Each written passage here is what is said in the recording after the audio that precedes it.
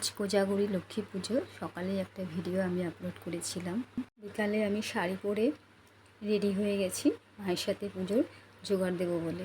কি আমার দিদির বাড়িতেও লক্ষ্মী পুজো, তো আজকে আমি বাড়ি চলে এলাম মায়ের বাড়িতে মায়ের হাতে হাতে পুজোর কাজ করে দেবো বলে। তো আমি রেডি হয়ে গেছি, ঘরে আলপনা আঁকবো। মা বলেছিল সকালেই করতে, আলপনাটা এঁকে নিতে। তো আমি বলেছিলাম না, আমি একেবারে বিকালবেলায় আলপনাটা আঁকবো। তো চলো আলপনাটা এঁকে নিই।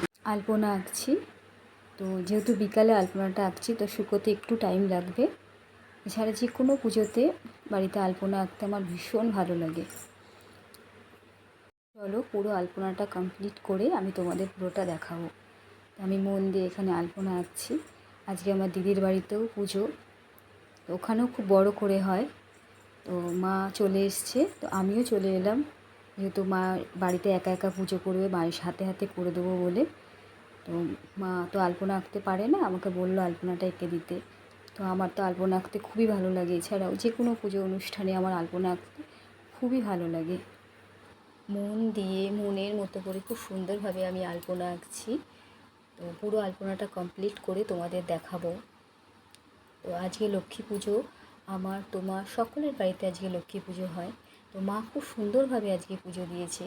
দেখো খুব সুন্দর করে সিংহাসন সাজিয়েছে, ফল কাটা থেকে শুরু করে সমস্ত জোগাড় যত্ন আমি মায়ের সঙ্গে হাতে হাতে করেছি। আমাদের বাড়িতে লক্ষ্মী পুজো খুব নিষ্ঠাভাবে করা হয়। আর দিদির বাড়িতে আমাদের বড় করে পুজো হয়, সেখানে ভোগ নিবেদন করা হয়, আর আমাদের বাড়িতে ফল নিবেদন করা হয়। পুজো আচ্ছা খুব ভক্তি এবং নিষ্ঠাভাবে খুব নিয়ম মেনে করা হয় আমাদের বাড়িতে। তো মা খুব সুন্দরভাবে পুজো দিয়েছে। লক্ষ্মী ঠাকুরকে খুব সুন্দর করে সাজিয়েছে। পুরো যোগাড় যত্ন মাই করেছে, মার হাতে হাতে আমি করেছি। আজকে দিদির বাড়িতেও খুব বড় করে পুজো। তো মা ওখান থেকে চলে এসছে বাড়িতে, যেহেতু পুজো করবে বলে। আমিও চলে এসেছি মায়ের হাতে হাতে যোগাড় যত্ন করবো বলে। তো এরপরে আমি পাঁচালি পড়া শুরু করলাম।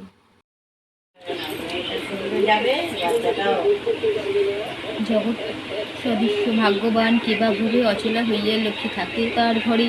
কোজাগরি পূর্ণিমার সেই পুজো লক্ষ্মীরে যে অন্তে যায় সেই বৈকুণ্ঠ মাঝারে। শ্রীশঙ্কর প্রণামিয়া লক্ষ্মীর চরণে কোজাগরি পূর্ণিমার ব্রতকথা ভনে। জগৎ শেঠের পালা সমাপ্ত হইল, ভক্তি ভরে সবে মিলে হরি হরি বল।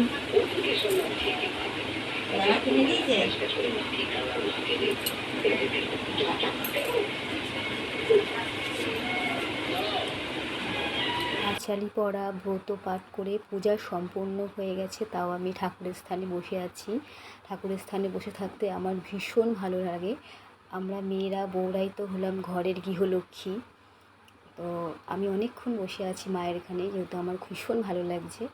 তো আমার ভিডিও যদি তোমাদের ভালো লেগে থাকে তাহলে অবশ্যই লাইক, কমেন্ট এবং চ্যানেলটি সাবস্ক্রাইব করে দিও। ভিডিওটা এখানেই সম্পন্ন করলাম। ধন্যবাদ।